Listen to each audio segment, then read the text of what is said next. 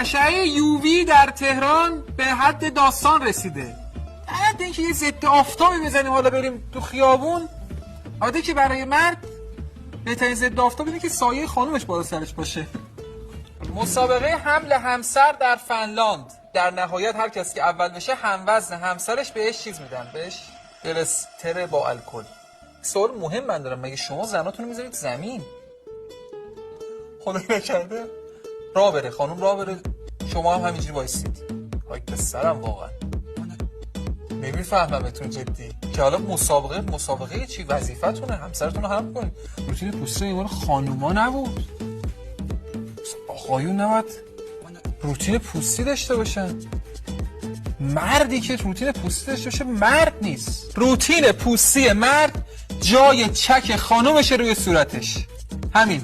انقدر دخترها مهربون و ناز هستن، انسانای خاص و پسرها واقعا هر چی ما میکشیم فرزند ذکوره. همین الان اگه از بچه پسر داری از خونه بیرونش کنید و